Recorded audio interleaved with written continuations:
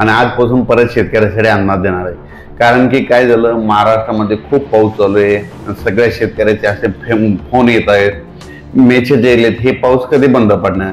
तर सर्वप्रथम राज्यातल्या शेतकऱ्याला सांगू इच्छितो की सुरुवातीला काय करू, विदर्भ आणि मराठवाड्यातल्या शेतकऱ्याला सांगू इच्छितो की म्हणजे आज आहे 2 सप्टेंबर, 2 सप्टेंबर, 3 सप्टेंबर आणि 4 सप्टेंबर, म्हणजे 2-3 पर्यंत 2 आणि 3 म्हणजे उद्याच्या दिवस विदर्भात 6-5-11 जिल्हे आणि मराठवाड्यात पाऊस राहणार आहे। म्हणून विदर्भ आणि मराठवाड्यातल्या शेतकऱ्यांनी खास करून हे अंदाज लक्षात द्यायचा। म्हणजे सांगायचं झालं तर आणखीन आज 2 सप्टेंबर आणि 3 पर्यंत, त्याच्यानंतर काय होणार आहे, 4 तारखेला पाऊस उत्तर महाराष्ट्राकडे जाणार। म्हणजे 4 तारखेला जळगाव जिल्हा, धुळे जिल्हा, नंदुरबार जिल्हा, नाशिक जिल्हा, अहिल्यानगर ह्या भागाकडे काय होणार आहे, 4, 5, 6च्या दरम्यान पाऊस जाणार आहे। म्हणून 4, 5, 6ला तिकडल्या भागात पाऊस पडणार आहे, म्हणून हा अंदाज लक्षात द्यायचा। म्हणजे सांगायचं झालं तर फक्त पूर्व विदर्भ 6 जिल्ह्यात आता सविस्तर सांगतो, वर्धा, नागपूर, भंडारा, गोंदिया, चंद्रपूर, यवतमाळ, त्याच्यानंतर हिंगोली, नांदेड, परभणी, जालना, लातूर, बीड, धाराशिव, सोलापूर, त्याच्यानंतर बुलढाणा, अकोला, अमरावती, वर्धा, नागपूर ह्या पट्ट्यामध्ये म्हणजे ह्या इतक्या जिल्ह्यामध्ये 2 सप्टेंबर आणि 3 सप्टेंबर म्हणजे आणखीन 2 दिवस पावसाचं वातावरण राहणार आहे। आज रात्रीच्याला देखील चांगला पाऊस पडणार आहे, भाग बदलत पडणार आहे, म्हणून हा अंदाज लक्षात घ्यायचा। त्याच्यानंतर मग आता हे 2 आणि 3 विदर्भात पाऊस पडणार आहे, तर मग त्याच्यानंतर मग इकडे कशी पाऊस कधी उघडणार आहे, तर शेतकऱ्याला सांगू इच्छितो की 4 तारखेला विदर्भ मराठवाड्यातला पावसाचा जोर कमी होणार आहे, मग ठिकठिकाणी सूर्यदर्शन होणार आहे, म्हणून हा अंदाज लक्षात द्यायचा। पण कसं असतं, सूर्यदर्शन झाल्याच्या नंतर देखील ना स्थानिक वातावरण तयार होऊन काय होतो, पाऊस पडतो, म्हणून हा अंदाज सर्व शेतकऱ्यांनी लक्षात घ्यायचा। 4 तारखेपासून तुम्ही काय करता, मग मराठवाडा आणि विदर्भातल्या शेतकऱ्यांनी 4 तारखेपासून ते 10 तारखेपर्यंत 11 तारखेपर्यंत तुम्ही शेतीचे कामे करून घ्या, फवारण्या करून घ्या, मुग काढायचे तर मुग काढून घ्या, उडीद काढायला तर उडीद करून घ्या, ऊसाला खत टाकायचे टाकून घ्या। कारण की त्याच्यानंतर काय होणार आहे, परत राज्यात 11 तारखेच्या नंतर परत पावसाला सुरुवात होणार, ती त्याच्यानंतर देऊ। पण त्या अगोदर आता ह्या 2 आणि 3 सप्टेंबर मध्ये पश्चिम महाराष्ट्रातली काय परिस्थिती राहील, पश्चिम महाराष्ट्रातल्या शेतकऱ्याला सांगू इच्छितो की आज मध्ये 2 आणि 3 आज तुमच्या भागामध्ये पश्चिम महाराष्ट्रामध्ये सांगायचं झालं तर की आज आणि उद्या दिवस तुमच्या इकडे सरी येतील, म्हणून हा अंदाज लक्षात द्यायचा।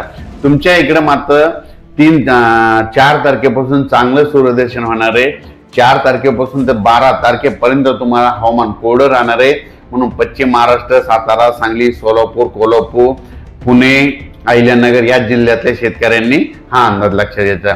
त्याच्यानंतर आता आपण उत्तर महाराष्ट्राकडे वळू। आज आहे 2 सप्टेंबर 2025। उत्तर महाराष्ट्रामध्ये जळगाव जिल्हा झालं, नंदुरबार जिल्हा झालं, धुळे जिल्हा झालं, नाशिक जिल्हा झालं, अहिल्यानगर आणि इगतपुरी ह्या पट्ट्यामध्ये तुम्हाला शेतकऱ्याला सांगू इच्छितो, आज तुमच्याकडे 2 सप्टेंबर आज तुमच्याकडे कडक ऊन पडणार आहे। पण तुम्हाला एक सांगू इच्छितो की तुमच्या इकडं 4 तारीख 5 आणि 6च्या दरम्यान उत्तर महाराष्ट्राकडे जोरदार पाऊस पडणार आहे, म्हणून हा अंदाज लक्षात घ्यायचा।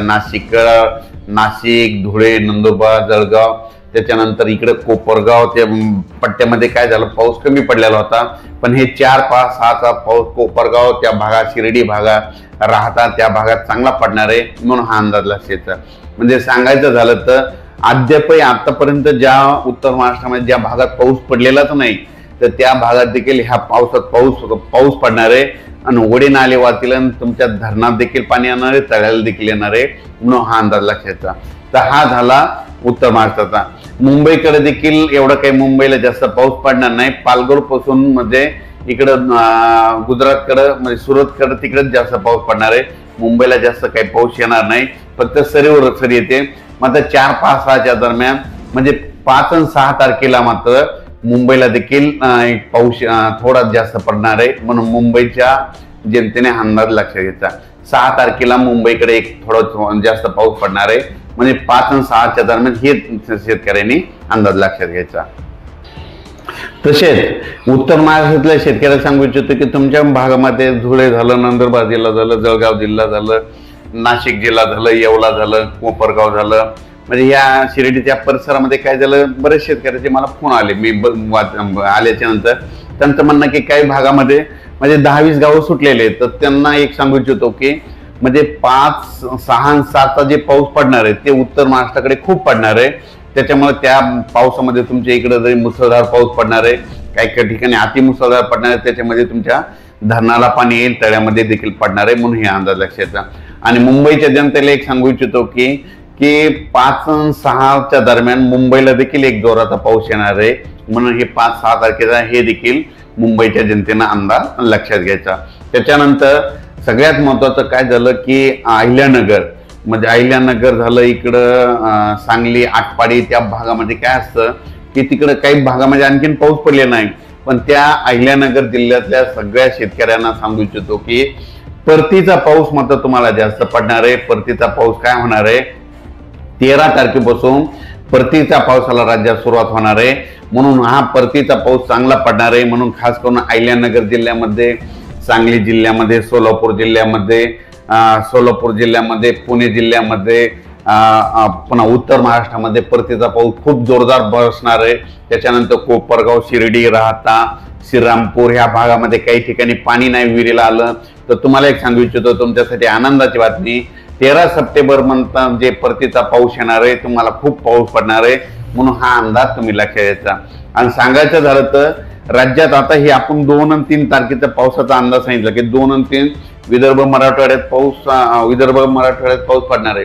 त्याच्यानंतर 4 तारखेपासून हवामान कोरडं राहणार आहे, पण विदर्भ मराठवाड्यातल्या शेतकऱ्याला सांगू इच्छितो की आपल्याकडे देखील म्हणजे विदर्भचे 6-5-11 जिल्हे, मराठवाड्याचे 7 म्हणजे 20 जिल्ह्यामध्ये जवळपास म्हणजे 11 तारखेलाच काय होणार आहे तुम्हाला सांगू इच्छितो की नांदेड जिल्हा, यवतमाळ जिल्हा, चंद्रपूर जिल्हा, अकोला जिल्हा, अमरावती, वर्धा ह्या पट्ट्यामध्ये काय होणार आहे, अकोला, अमरावती, वर्धा, नागपूर, भंडारा जिल्ह्यामध्ये 11 तारखेला दस्तक देणारे पाऊस, म्हणून हा 11 तारखेचा अंदाज 11 सप्टेंबरचा अंदाज लक्षात घ्यायचा. त्याच्यानंतर ते 12ला पाऊस काय होणार आहे, पुन्हा परभणी जिल्ह्यापर्यंत येणार आहे. परभणी, लातूर, बीड जिल्ह्यामध्ये 12ला येणार आहे. परभणी, लातूर, बीड, जालना इकडे बुलढाण्यापर्यंत येणार आहे. 13ला मात्र संपूर्ण महाराष्ट्र परत यावपून टाकणार आहे. 14ला आणखीन परत जाणार आहे. 15ला पुन्हा जास्त वाढत जाणार आहे. म्हणजे जवळपास 11 तारखेपासून ते 17 तारखेपर्यंत राज्यात परत 11 ते 17 सप्टेंबरच्या दरम्यान पुन्हा परत एक पाऊस राहणार आहे.